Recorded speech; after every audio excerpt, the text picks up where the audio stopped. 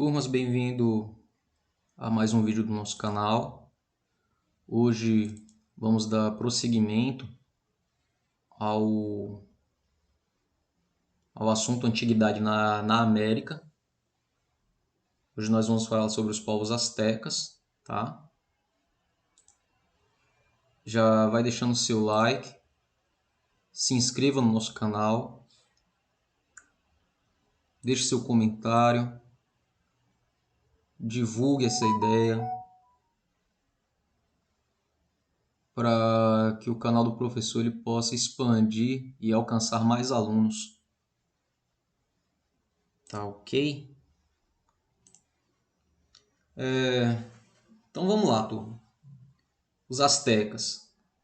No vídeo anterior nós já havíamos falado sobre os maias, já tinha feito introduções sobre os povos antigos da América do Norte e da América do Sul. E hoje, dando prosseguimento à América Central, na mesma região onde se desenvolveram os maias, se desenvolveram também os astecas. O grande Império Azteca, diz uma lenda que um deus prometeu conduzir seu povo a um determinado lugar na região sul do atual México. Segundo os sacerdotes que pregavam essa lenda asteca, esse local de destino seria revelado por uma visão. E essa visão seria de uma águia pousada em um cacto com uma serpente na boca. Ali os astecas deveriam construir sua cidade e um templo. E, segundo a lenda, depois de anos de peregrinação, os astecas chegaram ao local indicado pelo sacerdote no ano de 1325 d.C. O que dizem os estudiosos é que esse povo chegou à região do lago Texcoco por volta do século XII, vindos do norte. Guerreiros e conquistadores, os astecas, que eram os antigos mexicas, esses mexicas são os povos que vão dar origem aos povos astecas, iniciaram a conquista da cidade e de povos vizinhos aos seus, o que resultou na formação de um grande império. Então, uma característica do Império Azteca é a guerra, e essa guerra ela vai servir para expandir o império. Sendo a guerra uma das principais atividades desse povo, onde por meio dela dominavam outras sociedades, obrigando-as a reconhecer a sua autoridade política e militar. E estima-se que no começo do século XVI, Tenochtitlan, principal cidade asteca, tivesse aproximadamente 300 mil habitantes e que o império, em seu total, reunia mais de 25 milhões de pessoas. O cotidiano na vida de Tenochtitlan, a principal cidade asteca, foi construída no meio de um lago salgado e para conseguir viver no local, os astecas construíram diques e barragens que serviriam para controlar o nível da água e evitar inundações. Eles também construíram aquedutos para conduzir a água potável das fontes ao interior da cidade esilhada e criaram terraços sobre a água dos lagos. Nesses canteiros flutuantes, os astecas cultivavam flores e hortaliças. Agricultura e hierarquia social. A agricultura era uma das bases econômicas asteca, assim como a guerra. Cultivava-se milho, feijão, pimenta, abóbora e vários outros itens da cultura agrícola. E eles também domesticavam perus, cachorros e patos. A caça, a pesca e a coleta também eram atividades importantes, isso associado à agricultura e à guerra, tá? E tudo isso servia para a sobrevivência desse povo. A sociedade asteca tinha uma ordem hierárquica, dirigida por uma oligarquia militar, claro, né? Porque se eles eram guerreiros, eles precisavam de uma liderança militar. E essa oligarquia, ela também era aristocrática e sacerdotal. No centro desse grupo, dirigente estava o soberano. Ele era a autoridade maior. Os membros do povo estavam reunidos em comunidades aldeãs, em uma condição social de agricultor-soldado. Eles pagavam tributos ao imperador e aos sacerdotes, entregando parte do que produziam na comunidade, lutando nas guerras e prestando serviço na construção de diques, pirâmides e outras obras de manutenção das cidades. O artesão do Império Azteca tinha grande prestígio na sociedade. Eles trabalhavam tanto nas residências ou nos templos, e também em oficinas instaladas no Palácio do Imperador e dos altos funcionários do Estado. Peças em ouro e prata, cerâmica, pedras semi-preciosas revelam o esmero do artesanato asteca. Os artesãos também confeccionavam roupas utilizando algodão tingido e produziam mosaicos de plumas e de aves. Os habitantes de Tenochtitlan viviam em diferentes tipos de moradias de acordo com a sua posição social. Então, quanto mais alta a posição social desse indivíduo, melhor seria a sua residência. E o tipo de trabalho que ele desempenhava também influenciava na qualidade da sua moradia.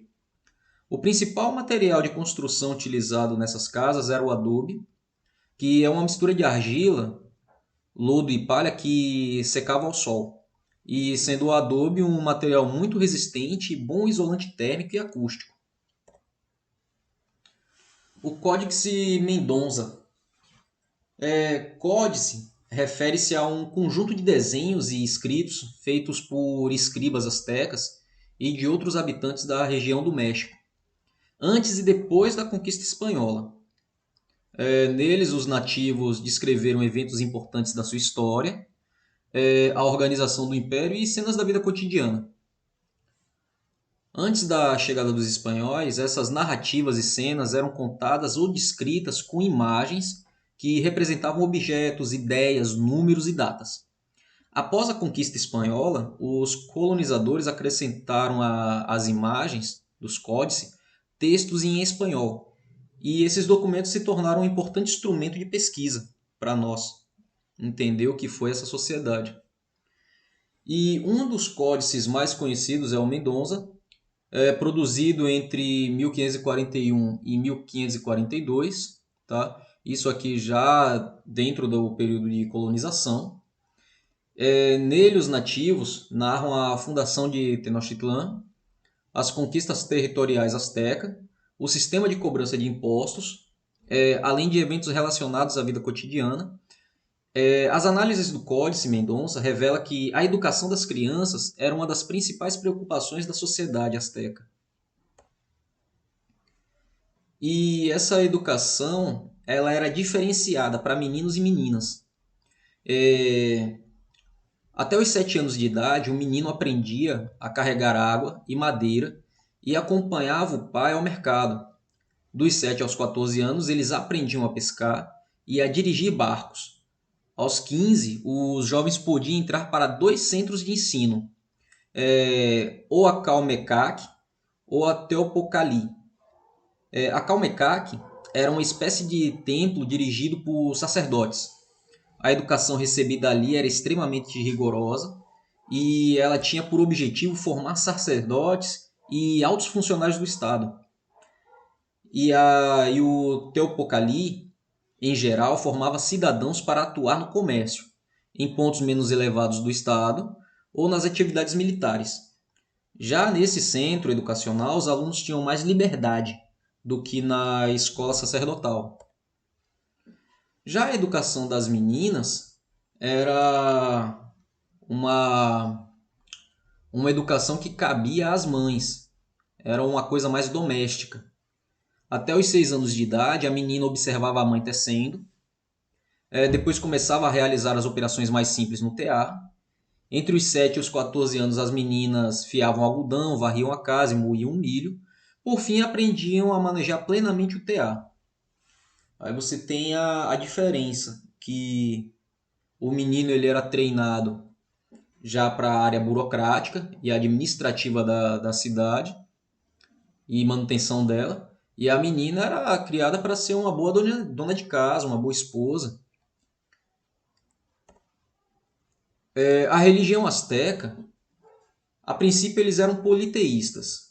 O politeísmo é aquela religião que cultua vários deuses diferentes e construíram templos para os distintos deuses. Às vezes eram templos grandiosos em forma de pirâmides, e neles os astecas realizavam cultos religiosos e sacrifícios humanos. Geralmente, as vítimas oferecidas em sacrifícios eram prisioneiros de guerra ou escravos. Assim como ocorriam com os maias, o Sol e a Lua ocupavam postos de destaque entre os deuses. Agora, ao contrário dos maias, os astecas acreditavam que o Sol e a Lua eram irmãos que viviam em eterno conflito. Os maias acreditavam que o Sol e a Lua eram gêmeos que se davam bem, já os astecas não. E a batalha entre esses dois astros, ou deuses, era diariamente vencida pelo Sol, que esmagava com furor a Lua e as estrelas para poder nascer. O culto ao deus Sol, que era também o deus da guerra e dos guerreiros para os astecas, contribuiu para o entendimento de uma das maiores características de sua sociedade, a belicosidade, ou a tendência em pegar armas e fazer guerra. Para eles, a guerra era sagrada, pois garantia prisioneiros para servir de oferenda para os deuses. E sendo assim, eles são uma sociedade extremamente guerreira. A sociedade asteca ela dominou a Mesoamérica, na maioria das vezes, pelo uso da força. As incursões de soldados astecas contra povos vizinhos, tornando-os tributários e submissos, contribuíram para a formação do seu grande império. A cultura guerreira era celebrada e difundida em vários momentos da vida asteca, até mesmo no nascimento. Durante o nascimento, era considerado pelo asteca como um combate, cheio de sangue e sofrimento. Quando o menino vinha ao mundo, a parteira agarrava-o com firmeza, como se fosse um cativo, e lançava gritos de guerra. Em seguida, exortava o bebê a guardar suas palavras, e ela dizia essas palavras assim: Este um predador solitário, aqui é apenas o teu ninho. A guerra é a tua missão, teu dever é dar de comer ao sol e sustentá-lo. Turma, esse foi o vídeo de hoje. Espero que ele tenha sido produtivo para vocês, tá? E até a próxima.